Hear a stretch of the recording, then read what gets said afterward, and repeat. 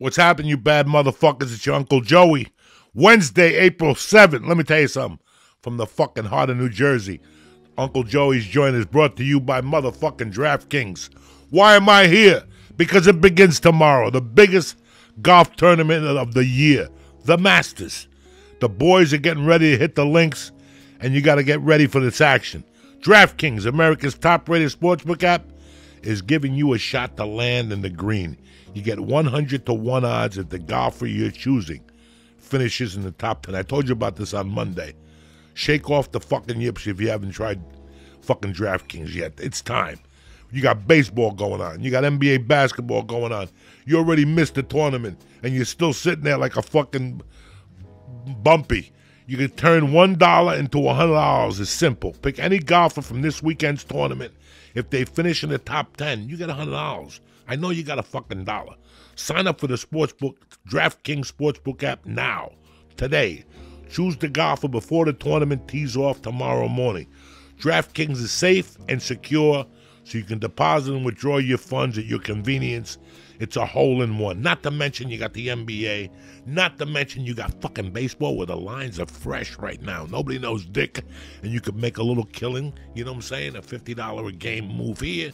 They got the boost. They got the best online casino in the world. Poker, blackjack, fucking, you name it, DraftKings has it. So stop fucking around. Download the top-rated DraftKings Sportsbook app today. Right now. Use promo code Joey when you sign up to turn $1 into $100 if the golfer of your choice finishes in the top 10. That's code Joey to turn $1 into $100 for a limited time only at DraftKings Sportsbook. Here's the fine print. You know what's coming. You must be 21 or older. I'm sorry. All right, what are you going to do? What do you want me to do? Fucking go listen to an album. New Jersey, Indiana, PA only. New customers only. Restrictions apply. See DraftKings.com/sportsbook for details. Now, I hate asking you this because we all got our fucking problems. But if you have a gambling problem, this might not be for you, okay? Call 1-800-GAMBLER. In Indiana, call 1-800-9-WITH-IT. But if you're ready to make a little fucking bacala, this is the fucking place to be. DraftKings Sportsbook app. Download it right now. Use promo code Joey and turn $1 into a yardstick, all right? Right now, download it. Cut this shit. I'm sorry about that. The pubic hair disappeared. Now I got a throat polyp. Anyway, the joint is also brought to you by CBD Lion. Tremendous. The best. How do I know? I was on it before my surgery, and they guided me through my surgery like the fucking kings that they are. Whether it's the milk chocolate, the kinesiology tape, the bath balls, the tincture, the lotion, the fucking... The gummies. Listen, CBD Lion is at the top of their game. What I want you to do is just this. Start like this. Just go to CBDLion.com. Read what's available to you, how it can help you. Let's find out what's bothering you. Let's find out what CBD could help you and is more beneficial for you. That's how good CBD Lion is. They're not telling you they have a magic fucking whatever. They're telling you that if you have a problem, they could mix it with something that'll help it. Maybe it's a bite of a chocolate bar. Maybe it's the chocolate bar and the CBD cream. You don't know until you go to CBDLion.com and read the third-party lab results. So do yourself a favor. Go to CBDLion.com right now. Look at their CBD, but most importantly, read. And then you order something. And guarantee you'll tweet me in a month and go, Joey, I feel 100% better. My elbow was fucked up. Now I'm jerking off cappuccino style. You understand me? That's what CBD Lion does for you. So go to CBDLion.com right now. Press in Joey or Church and get 20% off your order delivered to your house. I take care of people. Like I said, go to CBD Lion and get the fucking party started. Now, let's get the podcast started. That's what we need to do here. Candles are lit.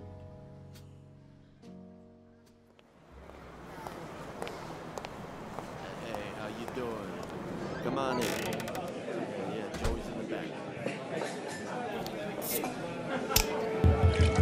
Check 1, 2.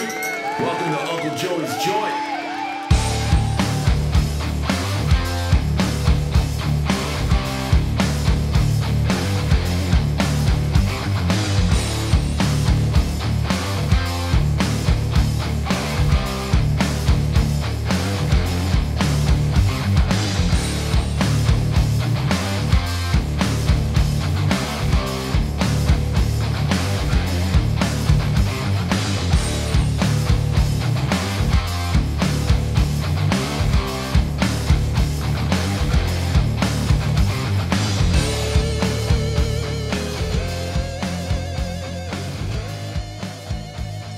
Greetings from Podcastville. What's happening, you bad motherfuckers? Uncle Joey on a Wednesday, feeling good, looking good.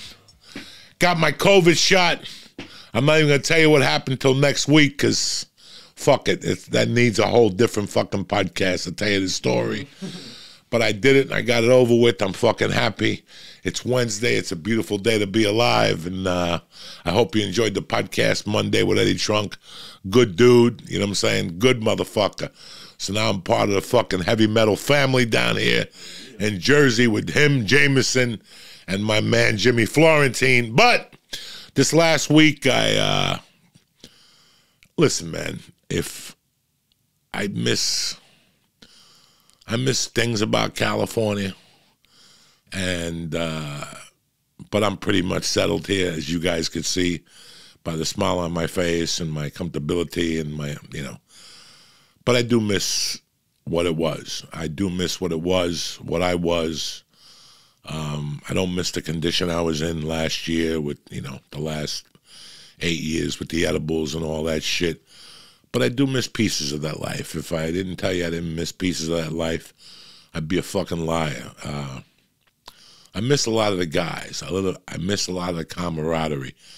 One of the reasons I left L.A., one of the reasons I came back to Jersey, let's get this out of the way, was I wanted to be closer to my family. In reality, I have no blood family. I was talking about the guys that I grew up with and, how they treated me when I was growing up. And I just wanted to be closer to them just in case this country did go into a hard time, something happened.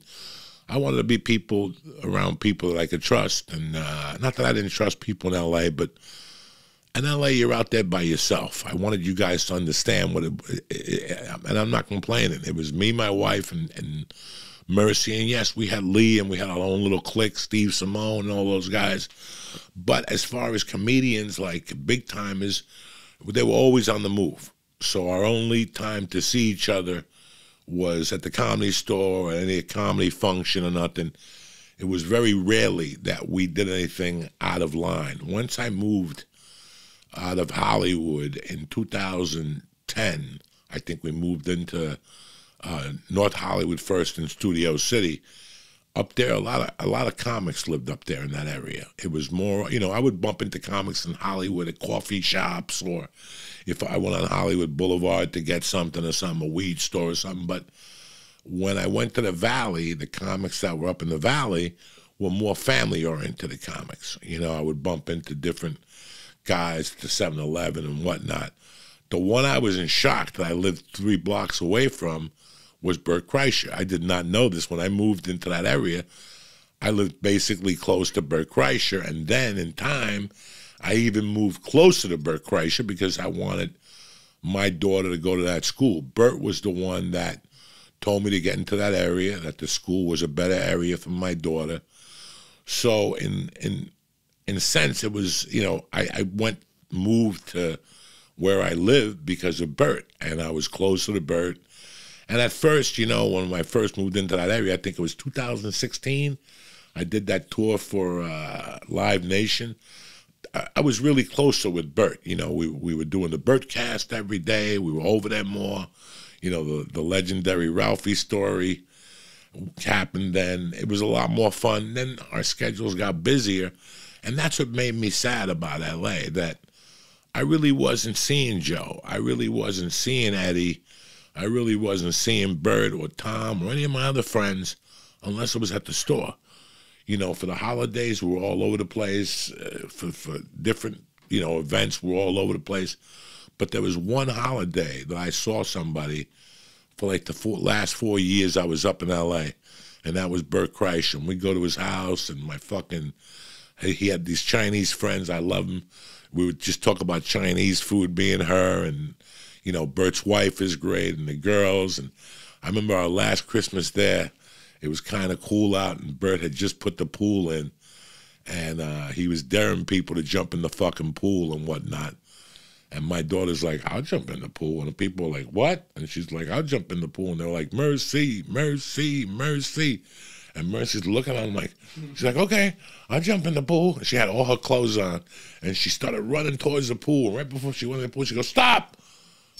She goes, Mommy, hold my ring. And she gives her mom her ring. Out of all the fucking things you could hold, my sneakers, my socks, no. Take my ring. I don't want it to get wet. We fucking died. Bert jumped in. My daughter jumped in. And that was the highlight of the night. Daddy, Mommy, hold my ring. And we fucking, till this day, whenever Bert saw Mercy, go, Mercy, hold my ring. And Mercy would just shake her head. So Bert was kind of family. You know, Mercy called him Uncle Bert. And when I found out he was leaving for 3 months, I kind of got sad. Then I heard he's coming back and he's leaving for 2 more months. So what I did this week was I did a little conversation, a little chat. And it was great. It was great seeing him, and he looks great. And you see it for yourself. Enjoy meeting Bert, cocksuckers. God damn. What's up, kid? It's a great-looking studio, Joey. This is the fucking bar. This is the Zoom room, as we fucking call it, because this was the bar. You know, this is, you should have moved in here. This is a great fucking bar. That's why I called the podcast Uncle Joey's Joint at first, because we were going to do it from the bar, but then we couldn't get cameras and shit like that. You look good. So wait, is that's not the bar your mom owned, is it? No. This is a bar in my basement. That's in your basement? Yes. Fuck. We're going to yank this out, though, soon. Oh, I love, you know, we had a bar. We bought a new house, and we had an old bar in it, and I wanted to keep the old bar. And it was too much of a pain in the ass to keep the old bar. Like the fucking to get back, you had to lift up part of the bar to get under it. And I guess it lost the spring. So the first time Isla did it, you know, she lifts it like this, and it fucking drops. And she holds up her fingers, and she goes, "That was a close call." And so Leanne's like, "We're getting rid of the fucking bar." That broke your fucking heart. How's the new house? We haven't moved in yet. We're still building. The podcast studio is done. The gym is done. Leanne's podcast studio is done. But we're going to be building that thing forever, I feel like. How you feeling? You look great. I feel great, Joey. I got to be honest with you. I feel better than I've ever felt. I'm working out twice a day. And I'm not drinking a ton. I'm having a couple glasses of wine at night, but I try to keep it under a bottle, and I'm fine. You know, I can get up early and work out. I feel great. I'm probably the happiest I've ever been. I'm bummed that like I can't get on stage, that none of you guys are around. Like getting podcast guests is hard as fucking shit now. Like to find people that'll do it in studio, and you gotta like hope people come out to LA, and no one has a reason to come out to LA anymore. No, it's a nightmare. I had to listen when we started this. I said, "Fuck it, I'll do it a la Bill Burr." Yeah, you know, do the Bill Burr once a week and try to get a guest, and getting a live guest is too rough. Even for me, listen, stand-up is rough for me because I'm putting 200 people in a room. Yeah. Even 41 people in a room. I don't want nobody to get this. Yeah. Whether it's light, whether it's just a mild cough. I don't want this associated with me at any fucking point. So we had to resume to Zoom. And I think that people like you and I could Zoom because we have a prior relationship. It's interviewing people that you really don't know on Zoom that doesn't work well for me. Like I said on the podcast. I've had some bad ones. I've had some horrible really fucking Zooms. And it's because there's nothing there. We have a culture, you know, we know each other 10, 15 years. It makes a big difference on a Zoom. And I think that still comes through. At first, I was a little hesitant about the Zoom. I didn't like it, but Mike got it to work fucking perfect. It looks great. It sounds great. So it's about a good setup too. You got a good setup. Like some people do it. I did one. I'm not going to call out names, but I've done a couple where they do it on their phone, and you're like, "Hey man, step up your game a little bit." Like, but you can't say anything to them because you're not sending them over their equipment, and they don't get it. Like I had one person do one from his car, like did it from his car on his phone. And I was like, I just didn't use it. I was like, I cut it short at 30 minutes, and I was like, I appreciate your time. I was like, it was horrible. It's very tough, and I hope that people at home understand the effort that we're putting in. Like, it's tough. You know, what happens if you get a call from Tom, which you did, and he had COVID? You couldn't do the podcast. Oh, Joey, I did. I mean, I don't know how much of this I've shared or not shared, but I get a call from Tom, and I go, Now, Leanne and I both did Christina's Your Mom, Where's Your Mom's At on like Friday, right? We get a call. We both do it Friday afternoon. Leanne does it for an hour and a half. I do it for an hour and a half. I talked to Tom on Sunday, and I'm like, what's up? And he's like, I got COVID. I said, shut up. You got COVID? He's like, yeah. And I was like, where did you get it? And he was like, in the rehab facility. Rehab. And I go, shut up. I go, did Push get it? And he's like, yeah, Push got it too. And I was like, when did she get it? And he was like, well, she started showing symptoms like Saturday. I'm like, I was with her fucking Friday. Leanne was with her Friday. Now we're sitting with my parents in a big circle having wine and cigars, and I'm going, motherfucker. So he's like, I think you would have shown symptoms by now. It's been 3 days, 4 days, whatever. So then I got to look at Leanne, and I go, wow, it was a close call. The next week, I'm with Dr. Drew for an hour and a half. He tests positive. And I'm like, motherfucker. And then I stopped, man. I stopped. And I'll be honest with you, Joey, I'm not good with people right now. I'm not good being around people. Like I'm very short. I want distance. We went to Rite Aid the other day, and all of a sudden people start getting in line like it's 1987. They're like up on your back, and I just got out of line and walked outside. I'm like, I can't have motherfuckers near me. Like I haven't gotten comfortable yet. I'm happy you're saying all this, but you're the fucking guy that last March 10th, when COVID was on a spread, you were at the Garden drinking beers with 20 motherfuckers and didn't get it.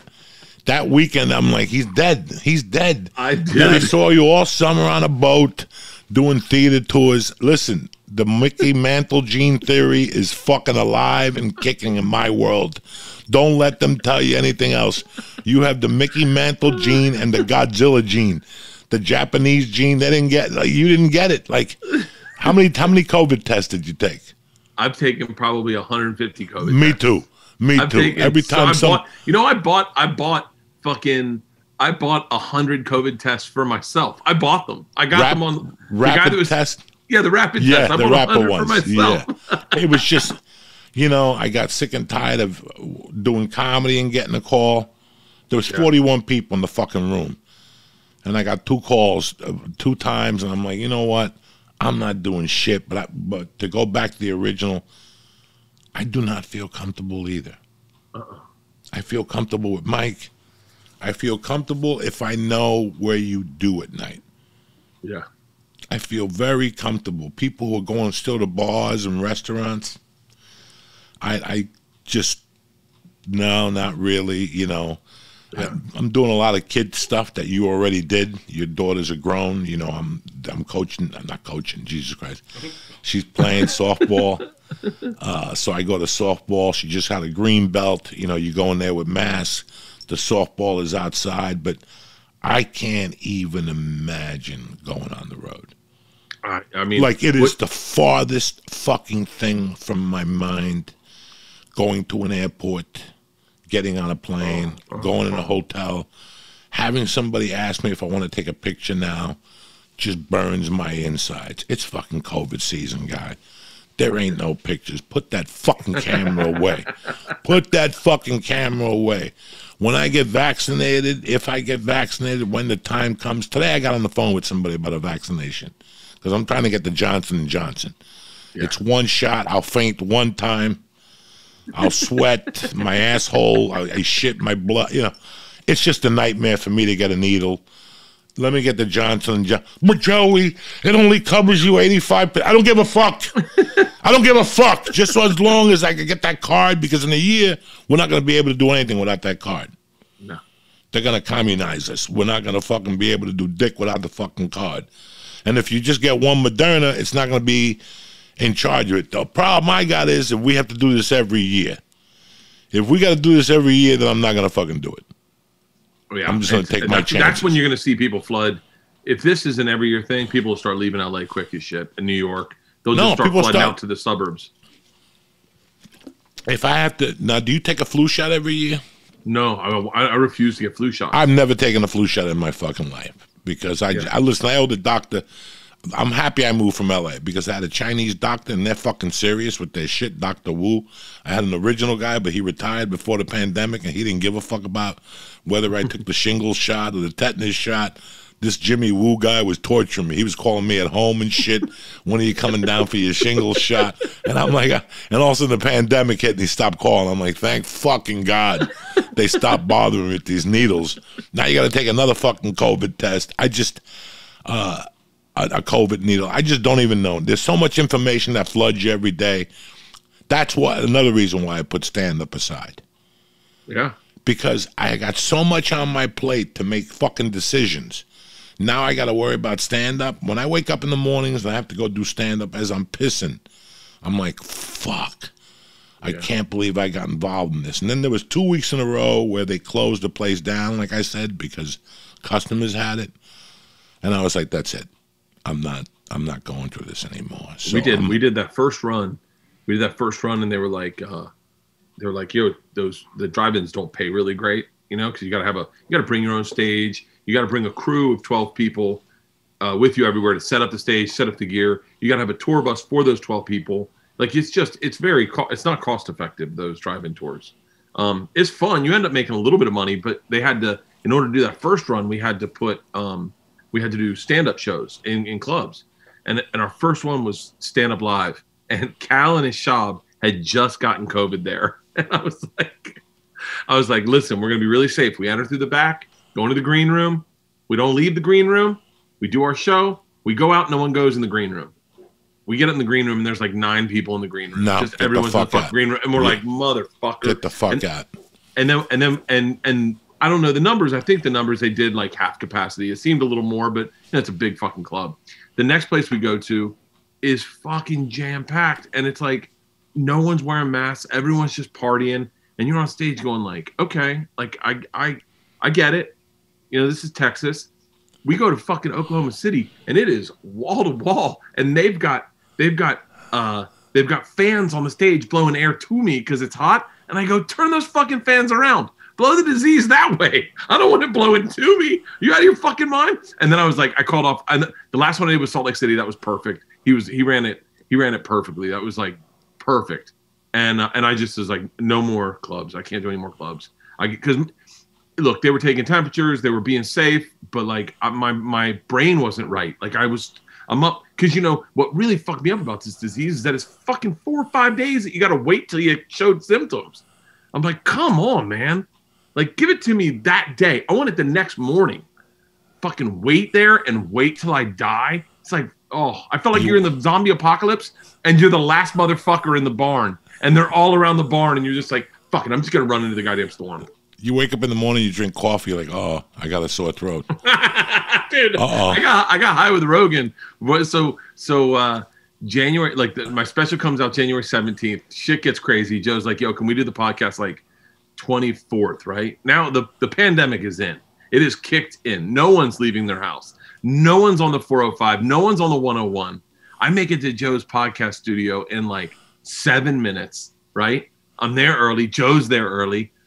He does. You know what's crazy is he doesn't give me a hug. You know, whenever you see Joe, he gives you that, wraps you up in that big hug. Yeah. He doesn't give me a hug. He just stands off like he's mad at you, right? And you're like, oh shit. And then he goes, he's like, you know, how you feeling? How you doing? I said, good. I haven't left the house. He's like, cool. We go in. He's like, I could use a cocktail. And I was like, me too. And then he gives me my own joint, right? So I get my own joint. He's got his own joint. Start smoking, and then all of a sudden, I start getting paranoid. I'm like, get a little shortness of breath. Like, oh shit, I got the COVID. My throat's, I can feel my throat really intensely. And I'm like, I just ended up murdering alcohol to get rid of the COVID.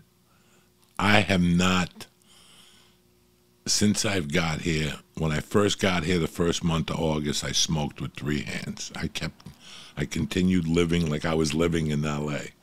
When I moved into the house September 1st, we had an earthquake here. What? Like 5 nights after I move into this house, I am fucking hammered. I am in my kitchen stuffing my face with chicken cutlets and fucking popcorn and apples, and there's an earthquake, and I'm so fucking high that I go, you know what? I'll deal with this tomorrow. And I just went to bed, and I got up, and the next day people were like, fuck you, Joey, you brought earthquakes to Jersey with you. It was right in Freehold, like 15 minutes from where I'm living now. And I was like, you know what? I got to stop. I was up at 2, 3 in the morning. You know, my time zone had shifted. So what I did, Bert, was I said, fuck it. No more edibles. I stopped doing edibles for a month. Yeah. And then I started taking edibles to fall asleep. So at 11:15, I drink my tea, and I put 2 edibles in the tea. Capsules, ABX, the fucking syringes, whatever I have. And I watch Miami Vice, and by fucking 10 to 12, Papa's done. Really? Done. I walk upstairs, I barely make it upstairs, I fucking stumble into bed, and I get my fucking 8 hours. But I swear to God, like today, I have not smoked yet. Really? And you could hear it in my voice. There's no whistle. There's no whistle. That's it. That's done. That's done. If I smoke 3 times a day now, it's a lot. Wow. You know, when I spoke to you and you told me you were going away for 3 months and then 2 months and that you were going to spend time with the girls, I asked myself, what happened to fucking Bert? This was a guy that could not function unless he was out. This was part of who he was. And all of a sudden he's telling me, I'm gone for 5 months. I'm going to stay with the girls for 7 months. I'm like, what the fuck? I knew there was more to the fucking story. You're like, I'm done. And and what people don't understand is like the last 10 years, we've been busting our fucking humps. And then there was 10 years before that we were busting our humps in a different way. So it's like for me, I remember when they first closed everything, I'm like, okay, I could breathe March and April. Yeah. But I'm like, I hope they cancel May, and I hope they cancel fucking June too. You know, I did not want to go to a casino in Cleveland. I wanted to stay at Nick's, you know, and Hilarities. I was like, I don't want to fucking play at theater. I just want to do Nick's. Nick's is such a great club. It's easy. It's fucking such the a great hotel, club. you got the chocolate shake downstairs and the fucking the food's amazing. The chocolate bar, yeah, the fucking You across the you street. stay up late night, hang out, and have a conversation with Nick, and just fucking. Oh my talk all God! night. I love it. Nick's got great food over there at Hilarities. You know, people don't understand that. Yes, I missed that. You know, I missed the guy from. He's a great guy from fucking Salt Lake City.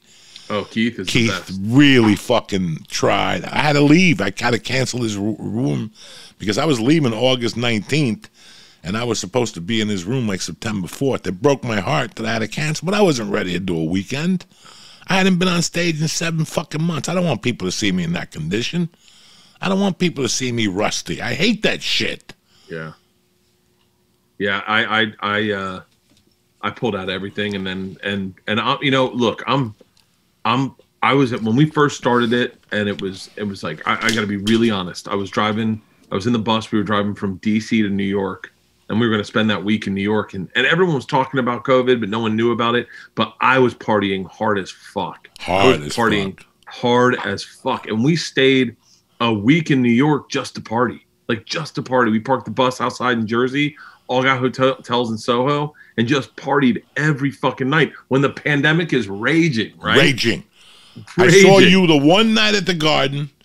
Then the next night I saw a clip of you with 200 people around you at fucking, you know, Big J's show. Big J and Luis Gomez. Oh, yeah, that's right. And I'm like, if this motherfucker don't have COVID now, he's never going to fucking get it. Dude, when we were at the Garden, I did this twice, right? So we're at the Garden twice. Once is for a basketball game, and once for a hockey game.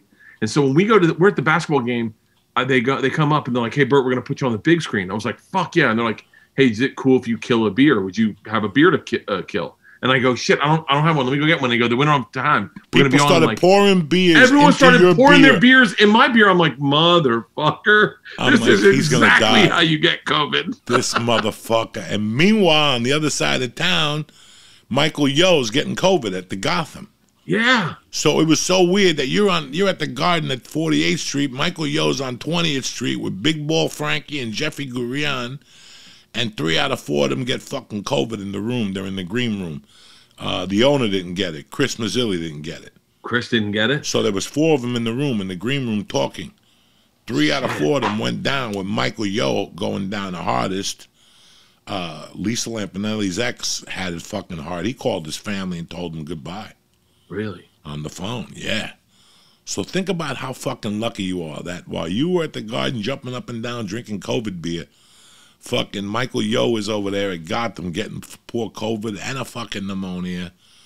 to the point where he made a tape. He lost weight. So you're a lucky fucking dude. So I was, and then we did the exact same thing the next night at the fucking Garden again, and then partied all the way up through Wilkes-Barre, all the way back down Schenectady, and then hit up, did the Beacon, did 2 shows, hung out with James Dolan, who had COVID. James Dolan test positive for COVID the next week. I'm taking shirtless pictures with him and his family backstage at the Beacon. Go to DC, and now the COVID's like everyone's talking about it. And I remember, Joey, I remember we're in the Constitution Hall, right? And I hear someone cough, and everyone turned and looked, and I went, "Oh, this!" I got backstage. I go, "Guys, this is gonna get real serious real quickly." Like if someone shows up into one of these theaters with COVID, they're giving it to everyone. Like it's gonna spread like this. And then next week we're in New Orleans once again. Fly in on the red eye. We party all night. We're walking through Bourbon Street. We're stopping in bars. We're having drinks. We take a general meeting. I mean, Joey, I'm everywhere.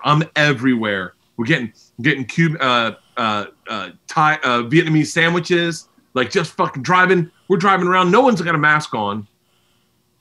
And I remember seeing people with gloves on and going like, "What fucking lunatics."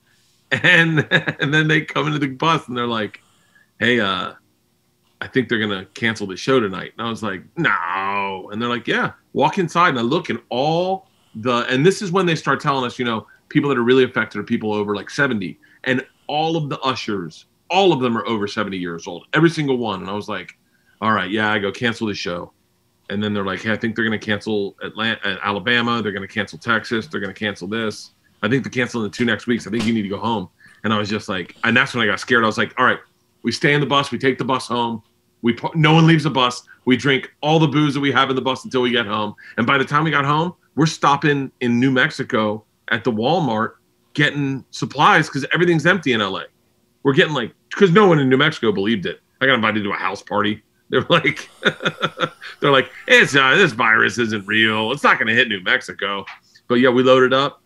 And I was like, God. And I remember saying, Joey, to God in the back of the tour bus, leaving from DC to New York to party for a week. I was like, all right, God, like, I need a break. I need something.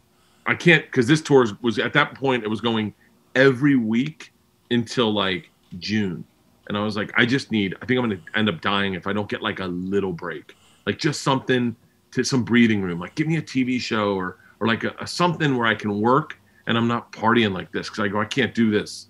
Because you know when you get it, when you're partying and you're taking it so far that there's no bringing it back. There's no like you're only going to that level every night, and then you need that week home where you go, all right, I'm not drinking tonight, and then you stop, and then you can reset things, and then you go, okay, now we're back to normal. I was at that like pushing it where 2 shows. Have a drink on the second show. All of a sudden, you're driving through the night. You're partying there. You're partying through the night. You wake up. Everyone has cocktails. You pass out. You work out. And I was like, I just need I need like 1 week just to reset things.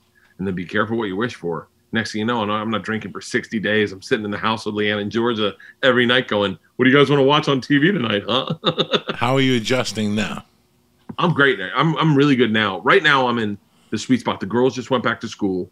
So they're like, all of a sudden, all the anxiety that they've had, all the depression they've had, because it's been fucking really hard on them. It was very hard on the kids. It was hard on my daughter. Last June, she was a different fucking kid. Yeah. And it ate me alive because I couldn't help her. Nothing bothers you more than when you see your kids are having a hard time and you can't help them. There was no play dates. No, nothing. There was a homeless was starting to go to that park that we used, the parade we used to do and end up at the park there. There's homeless now over there. Like there's little gaps over there, and parents wouldn't. So we were with Mercy from 9 in the morning. We would go to that church on Colfax and whatever the fuck. There's like a church with the parking lot. We would go there, play basketball. We were just looking in search of parking lots. Yeah, it was just fucking in search of parking lots every day. Yeah. Riding her bike. Then we started having play dates towards the end, but the damage had been done. When we got to Jersey, the first couple of weeks, we were staying in corporate housing, and we had a pool, and she was great. And then we moved in, and she started meeting the kids from the neighbor. And then my brother's wife died, and they had like a little celebration for him right when I got here. It was horrible. And we all had to go there, and there was like 30 fucking kids, and we're all outside. It was cool. We were outside. We all had masks on, and I gave half my family those edibles, those capsules, and they were fucked up. Two of my brothers had to disappear and go sleep in the car. But she had like a little anxiety attack because she hadn't been around so many people. Yeah. Like she was playing with 9 or 10 kids. That'd been the first time in 7 months that she had played with 9 or 10 kids. We were like, where's Mercy? And we went looking for her. She was 2 houses down in the backyard just with her head in her hand, crying. Because she's like, I can't take the kids. They're moving too quick. I'm not used to this. And that's when I was like, thank God we got out of L.A. Because she was falling apart, to be honest with you. Isla had a rough run of it at the beginning because she was like, yo, this is what I like. I'm not leaving my room. And then she started saying to me, I'm really COVID conscious, so I don't want to be around anyone. Like I'm good. And we were like, yo, you got to get outside. She was like, no, I don't, because Georgia was riding bikes with friends and going on socially distant, like hang out at the park. She would go on bike rides, and Isla didn't do shit. And yesterday they went back to school I took Isla to school for the first time. She had like an orientation like 2 weeks ago, and she was a mess, Joey, like just a mess. Like she hadn't been around people before. And then yesterday they went, and she came home. She's like, I made 6 friends today. And we were like, really? And she's like, yeah. She's like, Dad, that was awesome. And I was like, really? And then Georgia comes in and she goes, I forgot I was kind of popular. And I was like, really? And she's like, I have like a lot of friends. I haven't talked to anybody. And I'm just like, they're there today. And then they start spring break tomorrow. So, what the fuck is that? 2 days and then spring break. Yeah. We've just been on a fucking year break. What fucking spring fucking break? What, they did the same thing here. They took off fucking Chinese holidays and Jewish holidays. Forget the fucking holidays. No holidays. Yeah. Not now. They've been out of school for a fucking year, and you want to celebrate the year of the tiger. Not this fucking year. Forget about this. Everybody gets a pass this year. Martin Luther King. What the fuck? We're on spring break this week, but they've been back in school. You know, school started here 4 days a week with no hitch. They were dying to close it. Yeah, they were dying anything, and they closed it 2 days before Thanksgiving. And let me tell you something. These fucking parents went fucking ballistic. Yeah. Do you understand me? If you think they were gonna lay down like those pussies where we lived in Colfax. No. These parents attacked the superintendent. Oh, yeah. They fucking did a background check on him. They knew he was negotiating his contract. They brought it up at the Board of Ed meetings. And guess what? My daughter's in fucking school next week, 5 days a week it starts. Well, that's what's crazy is like LA follows all these rules. And then you look at Florida, who's been raw dogging it the entire time. And their COVID cases are the same as ours. And we're the highest in the country right now. Jersey? New Jersey is the #1 for fucking COVID. Really? Right now. And you know what they're doing? It's the restaurants. It's the fucking restaurants that are fucking putting in, 90,000 people in there. You go to a restaurant on Friday and Saturday in New Jersey, it's an hour fucking wait. During the week, there's nobody in them. Really? So if I take my wife out, it's during the week. If I go to dinner with a friend, it's during the week. Friday and Saturday, fuck you. They got you 3 feet next to the next fucking guy coughing and sneezing. So no. For real? Yeah, and they're not rolling out the vaccines how they say they're doing them. I don't know what the, you don't know. What am I, Fauci? All I know is what you read. I don't watch the news. I don't believe what fucking they come on the news. Last time my wife turned on the news, I was at the computer, and the fucking opening line was that Queens and fucking Brooklyn had a transmission rate of 4.5 something, and Queens was 4 point something, and New York City's was 2.7. And then they go, oh, the next story is a good one. New York is opening 75% capacity. So wait a second. How the fuck are you opening? You just told me right now the fucking numbers are the worst. So you don't. Me and my wife looked at each other like, did you hear that? 1 minute they're telling you that the numbers are the worst, and the next minute they're telling you that opening up the restaurants are 75%. You know what? I'm gonna mind my business. I didn't want to get the vaccine. I think I'm gonna have to get it, like just the Johnson & Johnson. I'm in New Jersey. Johnson & Johnson is made in New Jersey. Do you know nobody's got it in New Jersey? For real? Yeah, I can't get a Johnson & Johnson in New Jersey. Is that the one to get? Is Johnson & Johnson's the one to get, huh? It's a one-shot deal, and you get 80%, I think, fucking, from the whatever, but it's 99.95% that you're going to live. So, you just want to get it if you have existing whatever. I don't want to keep getting these calls, Bert. I don't want to do something, have a good time, and then 2 days later get a call that the waitress had COVID, and now I got to go take a fucking test, and now I already have plans with Mike to go to dinner and his family, and I got to fucking sit there and tell him, Mike, I had COVID, so sit on the other side of the table. We got to talk with a can and a string in between because fucking I got fucking COVID. I got to get, that's what you got to do.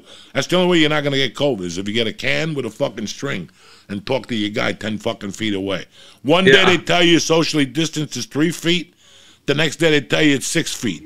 You don't know who to fucking believe anymore. Dude, I'm not that I'm not worried about me getting it and me getting sick. I'm overweight.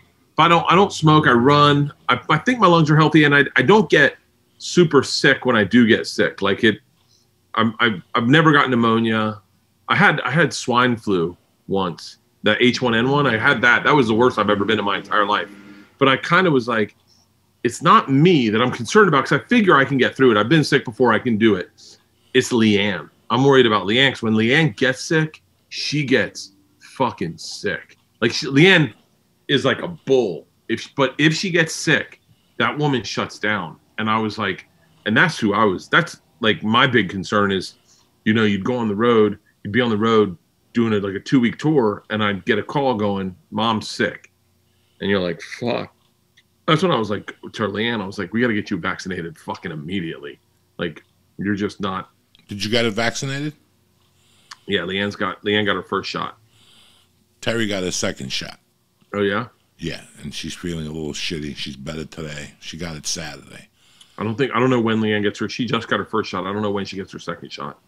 She did she's a savage. Like I get anxiety about it, Joey. I get anxiety about like getting in line and trying to get the extra shot and all that shit. I just kind of like, I don't know. Are you going to get the shot? I'm just going to register Republican. I register felon, so I'm even worse. But are you going to get the shot? I got an appointment with my doctor in like a week. I'm going to see what I can do. I mean, you're going away, right? You're going away for 3 months overseas. They're going to probably make you get one anyway. I think so. For the crew, it's a lot easier if you get it, so they don't shut down your production. Are you excited about shooting this movie? Is it something you want to talk about? I haven't talked about it. No one knows what it is, so don't tell anyone what it is. I don't know what it is. I don't know. Yeah, I'm really excited. It's going to be a fucking blast. Everyone thinks I'm going to rehab. Really? Is that what you're telling people? You're going to rehab? I'm telling everyone I'm going to rehab. But you've toned down your drinking a little. You look great, Bert. I feel great, Joey. I love to have a glass of wine with Leanne when we start making dinner. I love to have, like, we're doing a podcast in the new studio. I love to have a bottle of wine, share a bottle of wine with someone. It makes conversation flow a little better. What I'm not doing is, which I was very guilty of, is, have that bottle of wine and then open a second bottle of wine or have a cocktail or have a beer or have 3 beers and watch TV. I just don't do that. So, like, what I do is, last night's a perfect example. I did a podcast with Chris DiStefano. We opened a bottle of rosé, had a bottle of rosé, head home. I got a ride home, and then Leanne and I opened a bottle. So I had like me and Chris and Don, what's his name? Chris DePetta's son. Don DePetta. Jesus Christ. Don DePetta. Fuck, I'm an idiot. We split a bottle of rosé, and then I had a bottle of wine with Leanne, and we split that. And so I had like probably around a bottle of wine, and then I just go over to the recliner, and I just start murdering waters. And I just drink as much water as I can. That's good water from my Liquid grill up Death in is Nebraska. fucking awesome, yeah, it's dude. great. I love it this in the thing. back. I love it. And so I just murder water and then go to bed. No day drinking? And it doesn't hurt. It helps out that I'm working out as much as I am. So I'm like, I don't want to get fucked up, you know, because I'm run in the morning. I run 5 miles in the morning, and then I'm working out with a trainer in the afternoon. No day drinking? No, I haven't. No. I take that back. I did it Saturday. All right. No, Bert, 1 day a week is not. Listen, it's 6 days that kills you. Yeah. Saturday, a little day drinking ain't going to kill nobody. It's Saturday we do this. Saturday we do this workout with our girls and our trainer, and like some friends will come, like the Hayslips, Sandy will come over, and we'll do this like kind of family workout, and then it ends around 4, and we open a bottle of tequila at 4, the Rocks tequila, and we did polar plunges. We were doing 3-minute polar plunges. I love it. What did you think about Ron White quitting drinking? Ron White quit drinking? Ron White quit drinking. What the? Are you serious? Listen, during this pandemic, people were going to look within. Like even you did. You cut your drinking by 70%, it sounds like. I've cut my drinking by so much, but I cut my weed intake by 70%. You know, it's crazy that people just went up. That some people just started drinking more. That's the truth. A lot of people are gonna go to rehab. A lot of people are fucking eating pills like they're going out of style. Listen, when this thing started, I had 12 years. You know how they send you every 90 days? You get your prescriptions from Express Scripts. When you're SAG, you get prescriptions sent to you every 90 days. Whether you need them or not, they just send them to you. So they were sending me those little footballs. Yeah. You know how many times I took those? Like in the 12 years they sent them to me? I would take them on the road in case I couldn't sleep. Shit like that. I never really had that anxiety that I started getting. I would get anxiety once in a while. You go to the store, you got to follow somebody. You get a little bit of anxiety, but no. The day they announced this thing and what happened, I started eating those fucking pills. Between the pills, the edibles, the reefer, I was just passing out in the living room, you know. So before I moved, I started tapering off the fucking pills, the anxiety medication. I got here, I went to a doctor, they gave me a different anxiety medication. I said, go fuck yourself. That's the one people are killing themselves, that other shit. I just said, I'm just going to go raw dog it, breathe it out, work out, and don't think about it. And the more I talk to people, I would go to lunch with Rich Voss. I would go to lunch with Jimmy Florentine. And then I would talk to you guys on the phone and see how you're doing. You, Theo, Joe, Eddie, this one, that one. And through time, my anxiety started to lower, you know. Once I started doing comedy, my anxiety went up because the guilt kicked in. What if I'm here being stupid? I'm not even writing new material. I got no new material. I mean, up here wearing these people out. What if one person comes in here with COVID? Do I need this in my life? And then somebody came through with COVID twice. They closed for a week. I got replacement knee surgery. So it's fine. Right. I'm done with the PT. I went through it. I'm off the pain pills. But I ripped my IT muscle just a little bit, so they had to go in and just repair it just so it heals right and shit. Yeah. I can't. I mean, my leg feels like a hard dick. You know when your dick is hard? That's how my knee around it just feels fucking harder than fuck. So until everything goes down, I get vaccinated, then we'll talk about comedy. For right now, I'm going to focus on the podcasting. My daughter's softball. She got a green belt in jiu-jitsu. She's a little savage. We just joined the swim club. I'm gonna take her to a different beach every Wednesday. You know, New Jersey's got 18 fucking beaches. Oh yeah, Jersey Shore. So every fucking Wednesday we're going to a different fucking beach. We're gonna eat breakfast here, but eat lunch and dinner down the beach. Oh, and I'm gonna enjoy we did that. it. We took. That's the best. That's the best. Is the little trips. One morning, you know, Isla cannot wake up in the mornings. And one night, it's like 10 o'clock at night, and Isla says, it had just rained really hard. She goes, hey, can we go up to Mount Baldy and see snow tomorrow morning? And I was like, yeah, but if we do that, because we had stuff going on during the day, I said, if we do that, we got to get up at like 4 in the morning. Get up there at 6 a.m. so the sun's coming up. We'll go see snow, and then we'll just hang out for like 30 minutes, an hour, and then we got to drive home. So we had to do shit at 10. And she's like, I'll be up. Joey, I had so much fun with the girls in the car at 4 in the morning. Isla was like a jabberjaw. She had a rock star energy drink, and she had never had one, and she's just next to me like she's on coke, and we're going to buy concert tickets. She's like, "This is gonna be the greatest day ever!" Like just going off. We had so much fun, and then the girls would get rallied. They'd be like, "Dad, socially distant," because I was really strict about it. They're like, "Socially distant. Let's go to the beach, watch the sunset." And I was like, "Fuck it, let's go." And so we'd all get in the car. Leanne never went with us. Leanne always was like, "You guys go. Get in the car, go down to the beach, have a fucking blast, drive home." Dude, I gotta be honest with you, Joey. You know how much I've been gone in my career. Like I'm a road guy. Like I go on the road. I'm cool with it. I get that's my job. That's what I do. But man, being able to spend time with the girls at this age, when this was the last year, they were gonna be gone out the fucking door. This is it, man. Just one extra year, just 1 year. I got 1 year to spend with them. And it wasn't even the whole year, but God, it feels like it. Every night at 8 o'clock, I sit there. We meet upstairs about 10 to 8. We watch Jesse, Bunked, and Big City Greens. And I sit there and I ask myself, when do I put a gun in my fucking mouth? And then I go, whoa, whoa, whoa, whoa, whoa, whoa, whoa, whoa, whoa, whoa, whoa. The problem with this is what normal people do. Yeah. We haven't been normal for 29 years. I haven't acted normal. I didn't go to a wedding. I didn't do 1,000 things I was supposed to do in the name of fucking comedy. No. And now I sit there every night from 7:45 to 9:30 watching Disney Channel, ready to blow my fucking brains out. But I go, you know what? In 4 years, I'm not gonna have this. She's gonna be. She's not gonna want to hang out with me. She's gonna want to watch TV by herself. She's gonna be 12, 13. So for me, this, and for guys like you, this was a blessing in disguise. There was a fucking silver cloud to this because we got to spend time with the people who needed us the most. How many times did we fucking book a date and then your wife tells you that on that date there's something for the kids and you do it and you feel like a fucking jerk off? That's what people don't understand.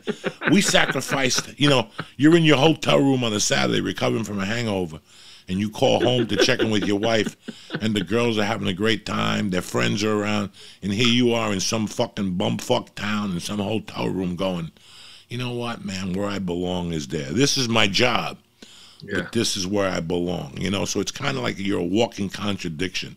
And that's what it started to become for me. I was a walking contradiction. I'd actually look at the calendar and go, all right, that week I can't go out. You know how many times I booked the fucking week of, what's that shit they do at Koufax? The War of the Worlds, World Fair. I was gone like 2 out of the fucking 4 of them. It just wasn't fair to them. So for me, fuck it. I'm going to take some time off. I'm going to hang with the fucking girls. I'm going to podcast my balls off.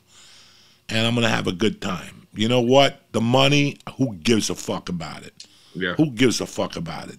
You can't replace what we're doing right now. You can't put a dollar sign on what we're doing right now, which is spending time with our girls. In a year, maybe in 2022, I'll feel a lot better and I'll start hitting that road like a la BERT KREISCHER till they put me in a fucking casket. But for right now, I don't want to go fist fight nobody for half capacity. No. And 10 people might have COVID. Look what happened in Boulder last week. That could happen anywhere.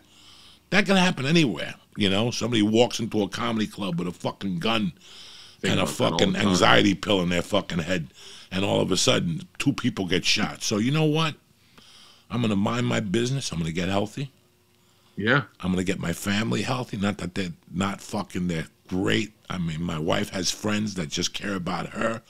Everybody that we were meeting always, can you run a script by your husband? Oh, here we go. We don't have that here. Nobody talks to you about Instagram. Nobody talks to you about a script they want to do, a short film. That shit sailed, But I do miss you motherfuckers with all my heart. What are you going to do while you're away? How are you going to do 2 Bears in a Cave? So we backlogged a bunch of them, but Tom's just going to have guest hosts. And then I'm going to guest host some so that we can just have a bunch in the bank. But and then Bill and I just do ours on Zoom anyway. Zoom anyways. And I don't think we'll ever go back to not doing Zoom because it's so easy for both of us. He's got 2 babies and I'm on the road, and Bill's, when Bill does the road, he kind of shuts down. He's not like a multitask kind of guy. He's like focused on the road. And so I'm on the road. I can do it. I fucking work up until the show. And then But yeah, and I backlogged a bunch of BERT casts. We got a new studio, and I think I'm just gonna. I think I'll probably I think this year probably saved my life. I'll probably tap off of booze during that time away, and then for the other thing too, I think I'll be off of booze for that. Although one of the guys that we're doing it with is a big weed guy, so maybe I don't know. I don't know, but I don't. Man, I'm part of me is like. I look, I also had that instance where I watched Tommy break his knee and break his arm. And that fucked me up. Like little things, Joey. Like me and you are sensitive to little things. Like little things will flip us where we're like, God damn it. And the thing that fucked me up, Joey, was that they walked in, Tommy's in the most pain I've ever seen him in his entire life. And the nurse comes in and she goes, I'm going to take your blood pressure. Do you drink? And he was like, no. She's like, do you smoke? And he's like, no. She's like, do you use drugs? And he was like, edibles to sleep. And all I thought, Joey, is that if this was me, my blood pressure would be up. I drink all the time. I don't know what pills you can put me on. I was drinking when we did it. I don't like all that shit. I just was like, fuck, man, I gotta get like legit healthy, like lower my blood pressure, get in shape. We were playing basketball. I was like 257, the fattest I've ever been. 257. I look like I'm pregnant, and it should have been me that got hurt. I look at Tommy. He's in good shape. He's 235 at the time, and then he's the one that got hurt. And I had to take him. I had to get him out of his car into the downstairs. I had to get him comfortable on a sofa. We had to set up a sofa before he got to us. I had to show up the next morning with a wheelchair and a walker and get him off that sofa into a wheelchair, into a medical transport, and then drive with him in a medical transport in a fucking pandemic, go to an orthopedist, then go from the orthopedist to the doctor at Cedars-Sinai, get him checked into the emergency room. I spent the fucking 5 hours with him in the emergency room. I mean, it was such an event that it made me realize how fragile life is. And like, if you're not prepared for the worst to happen physically, then you're fucked. You're fucked. And I just was like, I have no muscle. I don't lift weights. I run, but my running is like, I drink a bottle of wine on the treadmill, like I'm just making sure I enjoy it. And I woke up the next day. I called Joe. I apologized to Joe. I was like, Joe, you always told me to watch out for my knees. I didn't know what that meant. And he started laughing. He goes, what do you mean? I go, I just thought you didn't know how knees worked. Like, I thought you were like, I go, how the fuck was I going to hurt my knee? And then I go, Tommy blew out his knee. I didn't understand. You knew what you were talking about. I go, Joe's told me so much shit where I just blew him off, where I was like, the fuck's he talking about lifting weights? Why do I need to lift fucking weights? What's a kettlebell swing going to do for me? I'm going to get on the treadmill, open a box of wine, have a good time. I'm fine. And I was like, I changed everything. I got a trainer immediately, started running aggressively on the treadmill and running outdoors. And it's like, I mean, I'm talking like legit, like workout for 55 minutes lifting weights. I've got today at like 2:00 my time. I'm with my trainer. We'll work out for an hour, and then I'm going to do recovery, ice bath, do a sauna, do a podcast at 4 with Chris Porter, have a couple glasses of wine, roll home, murder some water, sleep good, read a book, and I'm telling you, Joey, I really think when I look at this year, so many weird things happened and lined up, and I witnessed, whether it's being on the road and seeing the way people behave during a pandemic, or going into the small comedy clubs and getting scared and then adjusting my behavior, or whether it's being home for the first 3 months and not touching booze or drugs and just going like, I'm going to be clean, I'm going to be healthy. Or if it's just like, hey, not every night has to be me chasing spots at the club. Maybe at night when your girls are home, you got a chance to go, hey, let's watch like a series together. Let's all get into a series and watch all that series, and we'll watch 2 episodes a night. Like little changes like that, Joey. That's what I did. We all had to do it. Yeah. We all had to adjust. I started playing the guitar. My man Mike gave me a fucking guitar. I've taken 5 lessons already. I find myself practicing. I started with 10 minutes. Now I'm up to 45 minutes last night. I turned the TV off at night. Once my Terry goes to bed, I turn the TV off. That's it. I've already seen everything. What new fucking show? I can't sit there and focus on a new show. I can't even comprehend it. So Let me just practice the fucking guitar. I'm up to my second song I'm playing. I'm learning, you know. So it's like, this was a blessing in disguise. We all needed to get off. We were on a Ferris wheel that we couldn't get off. No, there was no hopping off. There was no. I mean, I set my tour. This is my year went like this. We did the cabin in whatever January, but we shot the cabin in November, didn't we? I don't know. I thought it was. Oh no, January. we shot it in January. We shot it in January. Yeah. Shot it in January, and it was like, all right, you shoot your special in November. You got to work every week in December to write a new hour because you're shooting the cabin in January. You start your tour at the end of January, and then you go from January to June, and then we're going to take a couple months off to maybe do something, and then you're going back on the road. I mean, it was like, you're right. When you talk about a Ferris wheel, it was going fast as fuck. Faster than fuck. Faster. And I didn't realize it till after I got off it. 3 months, 4 months, 5 months. Now we've been off it for a year. And you go, what the fuck was that? What the fuck was I living? What the fuck was I doing? And it was all fine. You know, we were great. It was a great fucking time. The store was great. I mean, but dude, like it's almost like we got a little period. You know, I'm not saying, like, look, things change, and things changed. You know, that period of life I got to live, where it was all of us in LA. We were all starting podcasts. We were all loving doing podcasts. Just going in, getting high, getting drunk, talking reckless, just making each other laugh fucking as hard as we could. And getting those people that found that, because we started it and people found it at the same time. And you'd go in and do fucking the Ice House Chronicles, where it was all of us just tag teaming, doing spots and getting fucking wasted, having so much fun. And then going to the store and like the lineups just being like the most insane lineups you've ever seen in your entire life. That is a slice in comedy. I hate to say things have changed, but they have. You know, I think it's changed for the better for a lot of things. I think it'll be fun to go down, like me and you were talking about, going down to Austin and getting to experience that world. That's going to be fun. Spending a week there. September. I will meet you in Austin.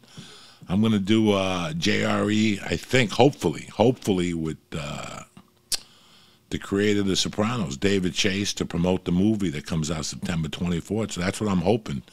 So I'd love to see you down there. I'd love to see you when you come back from wherever the fuck you're going. And I'm gonna be going. Once everything opens up, I'm gonna be traveling a lot and go out to New York and spend time in New York. You know, and go. All right, I want to see Big J. I want to spend some time in the city doing spots. I want to go out and see you and Terry and Mercy. I want to go out to where all you guys are, have dinner with everyone, like Voss and Florentine and you, and I really want to, because I think, go to Austin and stay there for I was telling Joe, I was like, I'm going to be there for a week every month to do Two Bears, One Cave. And I plan on being a regular in Austin, and and being a regular in LA, and just looking at things. And the way that things work now with Zoom, you can live wherever the fuck you want. And if you want to travel, if you want to travel, you can travel. Bert, I miss you.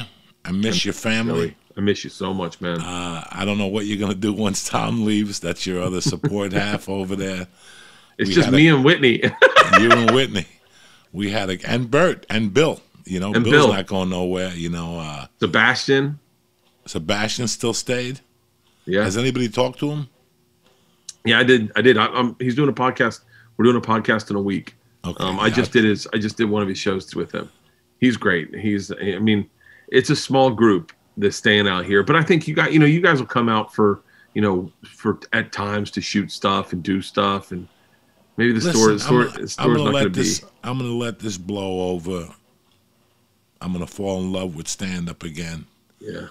And then we'll see each other. But if not, just plan on September in Austin for sure. September in Austin. Let's make it a date. It's done. I love you. I love you, Joey. I'm happy you took the time today to do this, because I was just dying to see you. I was telling people that, we talk. That's great. You talk on the phone. You say hello. But to see somebody and to see him a year later and to see how we've progressed and that we're still here and that Our podcast is still good, and we're trying. It's just fucking great, Bert. I miss you. I'm gonna miss you when you're away. If you could text me from time to time and just say what's happening, motherfucker.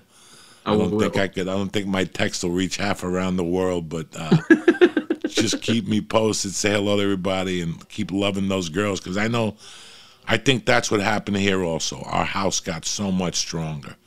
There were two things that were going to happen for guys like you and me. Either we were going to divorce Leanne or Terry, or our love was going to get stronger. Either they realized how much of a loser we were when we were around full time, because you and I were the type of guys that we're around full time. We're big.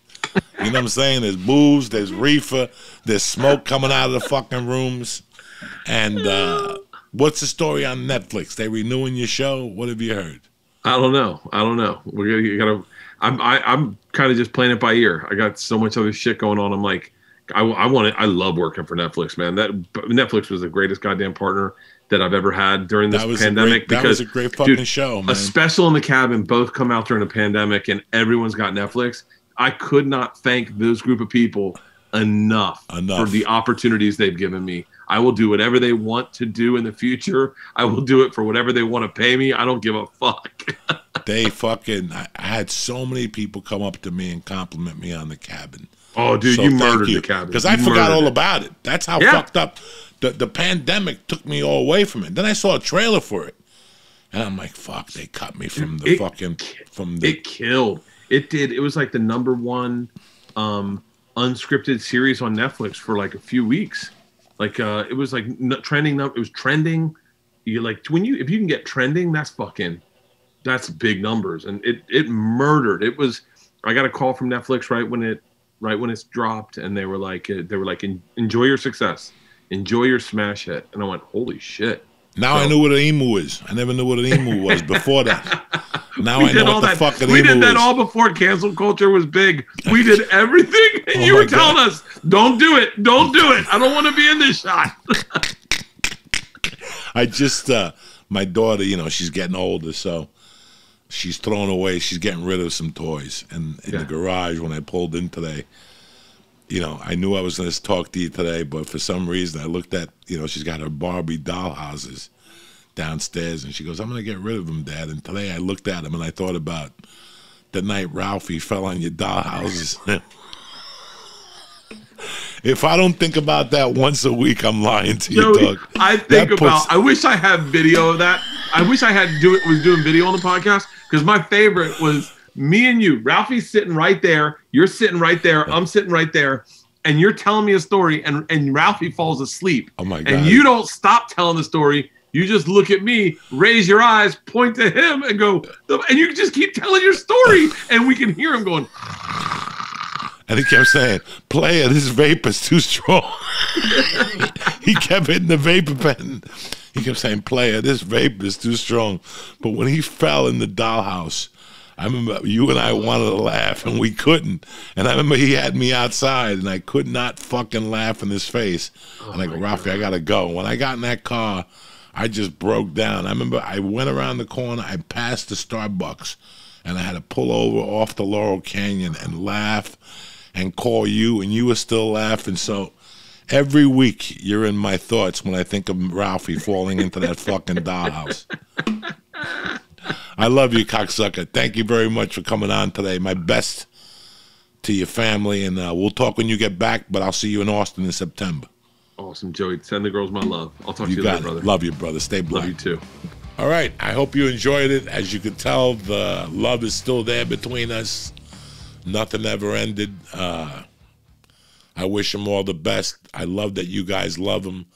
I love that he became BERT KREISCHER. I love that he's the fucking party animal that he is. And you guys saw what I saw when I looked at that. Thank you very much for watching. Thank you very much for your support. Thank you for your support on Patreon and all across the board. Listen, when it comes to this podcast, it's all I'm doing right now, so I'm going to give you 100% of my heart into it, all right? Thank you very much for watching. And now for a word from my motherfucking sponsors. All right, I want to thank you guys for listening on a Wednesday morning. Bert was great. You could tell by our conversation that we really dig each other. I still miss him. I miss him as fuck. I'm going to miss him when he leaves for fucking 3 months. Who am I going to call? Who am I going to bother? Ghostbusters? But I'm happy you guys got to see him, and I'm happy we got to do the podcast. But before we go, real quick, I got to mention a few things to you. From the heart of Jersey, the joint is brought to you by DraftKings. Listen, I love DraftKings. Why? Because they're fun. I'm not a fucking gambling fucking fanatic. I don't know much about it. I know exactly what you know, but listen, I like to have fun. And during this pandemic, it's been boring, and DraftKings has really been a pleasure. Just small little bets, boost, little teasers. Yeah, have some fun. The other night I took UCLA, and they covered against Michigan. You're just having fun. I put a little bet in on Saturday. I lost. No big deal. But let me tell you something. Tomorrow is the biggest golf tournament of the year, the Masters, all right? The boys are getting ready to hit the fucking links, and you better be ready for the fucking action. DraftKings is America's top-rated sportsbook app. Why? Because they're the fucking best, and they give you a shot to land in the fucking green, all right? You get 100 to 1 odds if a golfer of your choosing finishes in the top 10. Joey, what are you talking about? What I'm telling you is if you pick a golfer and they finish in the top 10, if you put $1 down, you're going to win $100. It's that simple.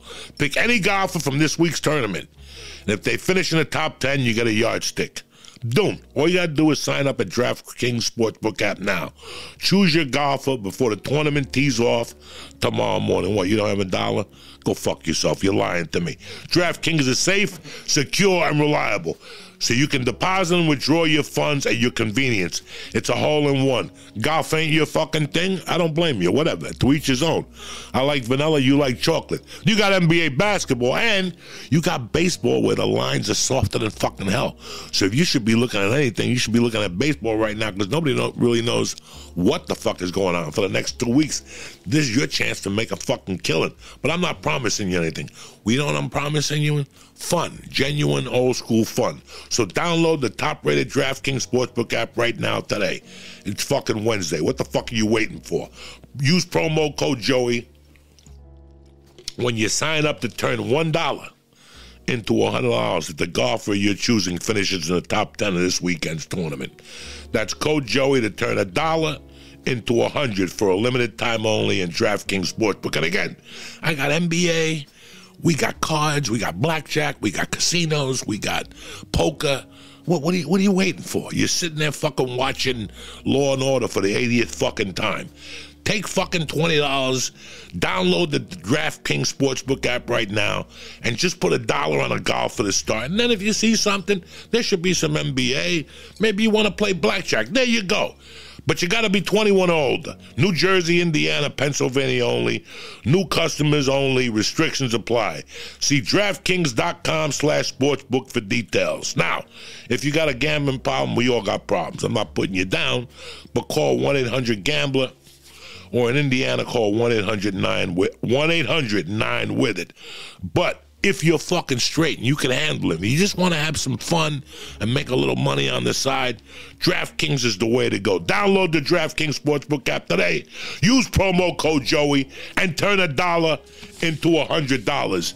The joint is also brought to you by CBD Lion. Listen to me. When it comes to CBD, everybody's got something fucking to tell you. What I do know is CBD Lion told me the truth from the fucking start. How? With their third-party lab results. But you got to go to CBDLion.com right now to start. Read the third-party lab results. Read about how CBD, CBN, CBY could help you in your daily fucking life right now. But it starts with you by going to CBD Lion.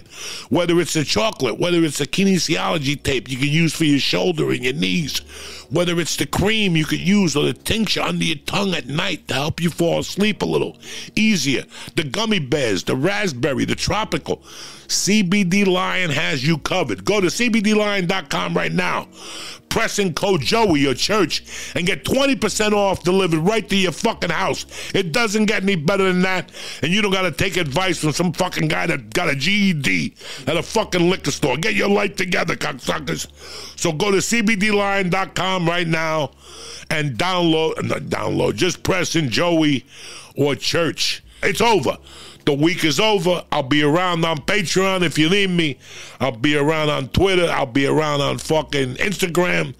But besides that, it's great. I want to thank BERT KREISCHER again, but most importantly, I want to thank you cocksuckers for always having my back. Thank you, and have a great week.